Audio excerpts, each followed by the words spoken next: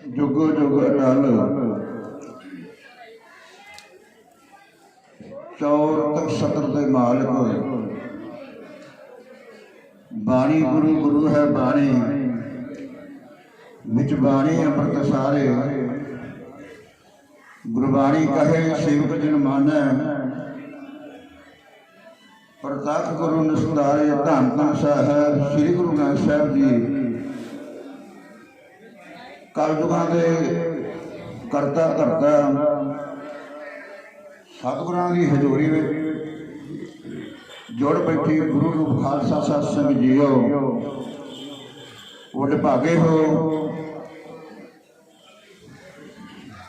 सत संगत दियां घड़ियां प्राप्त करने वास्ते और गुरमुख परिवार के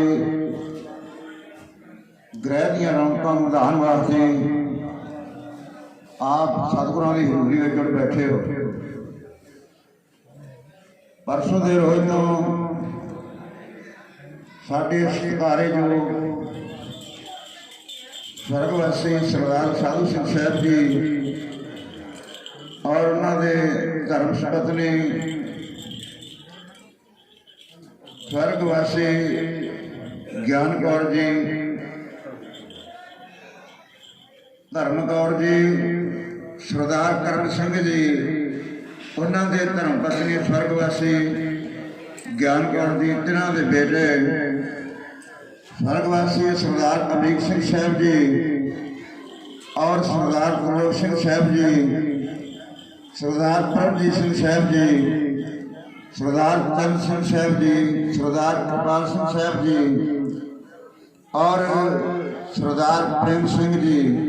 प्यारियां भैणां अते सत्कारेयोग सरदार सुखदा सिंह जी प्रधान साहब और मौजूदा सरपंच साडे सत्कारयोग सरदार बलविंदर सिंह साहब जी ये सारे परिवार ने मिल करके हर साल की तरह धन गुरु ग्रंथ साहब जी महाराज जी दीयां खुशियां लैण वास्ते अपने ग्रह विखे सतगुरां दे मुबारक चरण पवा करके तुर्की बाणी आई ने लाही ते सगले चिंत मिटाई जी ने श्री अखंड पाठ साहब प्रारंभ होए बरवाणी पानी ने प्रवाह करने भोग पाए भोगां तो उपरंत अरदासां बेनतियां होईयां और निमाणे जे कबीर जथे नूं कुछ संगतां दे दर्शन करन दा कुछ कहण दा समां प्राप्त होया। असीं अपने वडभागे भाग समझते हैं और कुछ मौसम खराब होने करके कुछ प्रोग्राम के तकलीफ जरूर होती है जो कोई प्रोग्राम अलीका होवे ਉਹਦੇ ਵਿੱਚ कोई इस तरह का पर यह कादर का कुदरत का जो असूल है ਉਹਦੇ ਵਿੱਚ ਆਪਾਂ कोई दखल अंदाजी नहीं कर सकते। जो मालक ਨੂੰ ਪਾਉਂਦਾ है वही साध संगत जी होके रहता है और जो गुरमुख प्यारे ने उस मालक की रजा में खुश रहते हैं ਉਹਦੇ ਭਾਣੇ ਨੂੰ ਮਿੱਠਾ ਕਰਕੇ ਮੰਨਦੇ ਨੇ। सो साध संगत जी जिन्ना क समा गृहवासियों वालों प्राप्त होगा उन्ने चिर तक ये जथा ध्याड़ी सेवा में हाजिर है। गुरु कृपा करे रहमत करे। आओ कुछ कहने तो पहला धन गुरु बाजा वाले पातशाह जी महाराज जी ने जो अपने ते महान कृपा की है जो सिखी का सब तो उच्चा ते सुच्चा असूल है उन्होंने दरसाते हुए कोई भी गुरु प्यारा फतेह विच हिस्सा पाने तो वांझा न रहे। ये फतेह किस आम कवि की लिखी हुई नहीं है। ये धन गुरु बाजा वाले पातशाह जी महाराज जी की अपने की बख्शिश है। इनू बुलाने के नाल दो बार वाहिगुरू का जाप हो जाएगा। वाहिगुरू आखिया मुख पवित्र वाहिगुरू बोलिया स्वासां का भला मुख पवित्र होगा रचना पवित्र हो जाएगी हाजरी लग जाएगी। करो कृपा हाजरी लवाते हुए सारी संगत आखो जी वाहिगुरू जी का खालसा वाहिगुरू जी की फतेह। बबाणियां कहानियां पुत सुपुत करे न, वड्यां दे इतिहासां नूं पढ़ना ते सुनना अपना ये मुख फर्ज भी बनता है। जदों आपां कोई अपने घरां विच सतगुरां दे मार्ग चरण पा के कोई खुशियां का प्रोग्राम उलीकते हाँ, ऐसे समय ते फिर आपां नूं अपने वड्यां दा इतिहास उन्हां दी दास्तान सुनन का समा प्राप्त होता है। सो आओ आपां उन्हां वड्यां दीयां कथा कहानियां पढ़िए ते प्यार नाल श्रवण करिए। जिन्ना कि चਿਰ आपां हाजरी भरने हैं बड़े प्यार नाल बैठने का यतन करना है। कुछ संगतां क्योंकि जगह गिली होने करके कुछ संगतां बाहर बैठिया ने, जिथे जिथे भी संगतां नूं बैठने वास्ते जगह मिली है उथे उथे उस मार्ग के हुक्म मानते हुए आप तुसीं ये नहीं कि चलो तुसीं बाहर बैठे हो तो तुसीं अपनियां गल्लां विच लगे रहो, नहीं ऐसा नहीं। जिथे भी तुहानूं जगह मिल गई बैठण नूं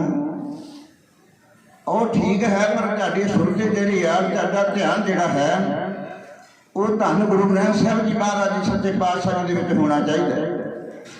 कि सतगुरां दा हरदस हो रहा है। गुर इतिहास जथा हाजरी लवा रहा है जो तुसां अपना मनचित ला के, जदों आपां मनचित ला के सतगुरां दे बचन सुनते हैं तो उसका पूरा पूरा लाहा प्राप्त होता।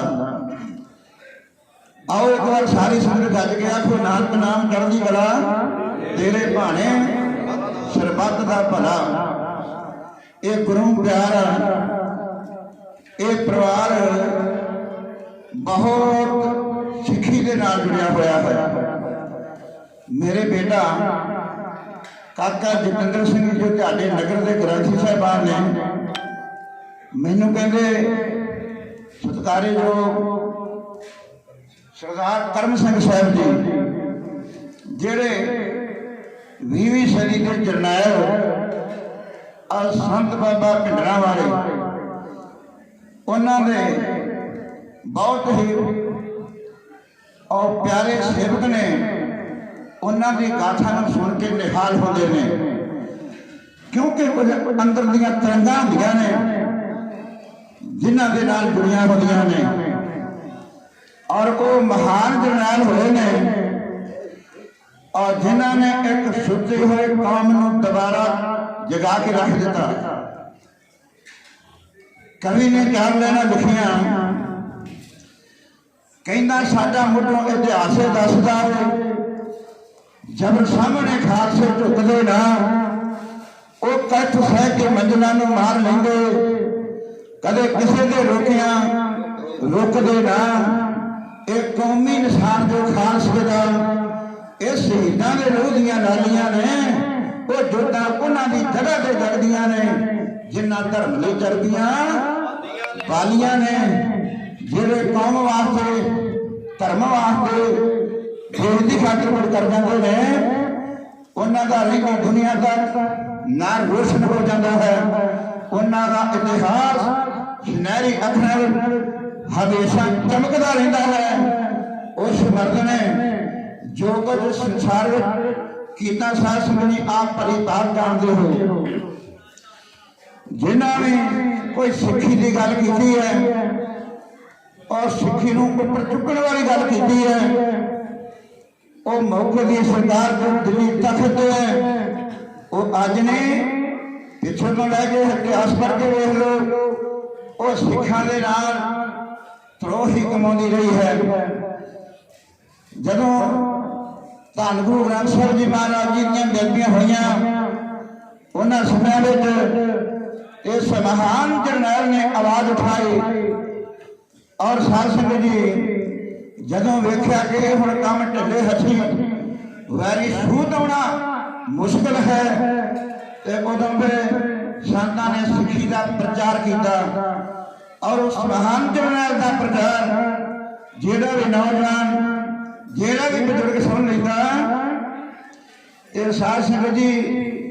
ਜਿਹੜੇ ਬੇਸ਼ੱਕ ਕੇਸ ਨਹੀਂ ਸਨ ਸਕਦੇ, ਅੰਮ੍ਰਿਤ ਵਾਲੇ ਨਹੀਂ ਸੀ, ਖੰਡੇ ਬਾਟੇ ਦਾ ਛਕਿਆ, ਜਦੋਂ ਮਹਾਂਪੁਰਸ਼ਾਂ ਦਾ ਪ੍ਰਚਾਰ ਸੁਣ ਲੈਂਦੇ ਸੀ ਤੇ ਉਸ ਵੇਲੇ ਪਰਨ ਕਰਦੇ ਸੀ ਕਿ ਅੱਜ ਤੱਕ ਕੇਸ ਨਹੀਂ ਘਟਾਉਣਾ, ਅੰਮ੍ਰਿਤਮਾਨ ਕਰਨਾ। ਉਸ ਮਹਾਨ ਜਰਨੈਲ ਨੇ ਔਰ ਨੌਜਵਾਨਾਂ ਦੇ ਚਿਹਰਿਆਂ ਤੇ रंग लिया दिता और पीले पटके बना दिते और कौम अमृतधारी हो गए चढ़ती कला जान लगी। साध संगत जी फिर संतां ने वचन किया कि हुण आपां नूं जदों वैरी सूचना आवे तो फिर गुरु कलगीधर साहिब जी कहते कि खालसे का जिहड़ा हथ है वो तलवार की मुठ ते जाना बिल्कुल जायज़ है। और फिर जे तलवार ना भी सूचना आवे तो फिर होर भी उत्थे कुछ करना पैंदा। संतां ने खालसे चढ़दी कला दे विच तैयार कर दिते और हथियार चुक ले, कहंदे कि हुण शास्त्र कित्थों आउणगे, हथियार कित्थों आउणगे। तां उन्हां समयां विच संतां ने आखिया वाह दो जाने जिहड़े खलोते हुंदे आ मोड़ां ते उन्होंने खो के लईओ फिर कि गल है। इस तरह होया लुट्टा मारा भी कीतियां गुरुआं खालसिया ने और महापुरुषों ने अपनी फौज तैयार करके जिवें खालसा जी उस समय दे विच महापुरुषों की की चढ़दा है, खालसे किवें आ हथियारां नाल चढ़दी कला दे विच तैयार बर तैयार हो गए और कार दे विच बैठ के मैके नगर तो अमृतसर वाल रवाना होंदे ने, होर पासियां वाल रवाना होंदे ने और जिथे जिथे भी अपने कौम के वैरी ने उन्होंने किवें सोधा लाउंदे ने, किवें खालसे की चढ़त जिहड़ी है उस टाइम की महापुरुष किवें चढ़दी कला विच ने, खालसे कारां विच बैठे ने हथियारां दे नाल चढ़दी कला दे विच तैयार पर तैयार ने, शीशियां विचों अपनियां गन्नां दे जिहड़े मूँह आ बाहर नूं कढे होए ने, किवें जा रहे ने गुरु के खालसे। असमझ जरा प्यार नाल उस महान जरनैल दी कविता गुरमुख सिंह की याद नाल की शब्द था आज दी साहिब विच इंज विनय करदा सुणीए। तुरे बैठे अमृतसर वल को बपर शेर ते साथी कुछ नाल वीरे, लैस शस्त्र दे नाल पाप देसी जगो वखरी चढ़त कमान वीरे, जीते रोब तो डरदी सरकार कंबे पिंडरा वाला सी विच सवार पाई, जांदी शुगली कार जुझारुआं दी गन्ना सीसिया दे चढ़ बार पाई। मैते अमृतसर वल नूं बबर शेर ते साथी कुछ नाल वीरे, लैस शस्त्र दे नाल पाप देसी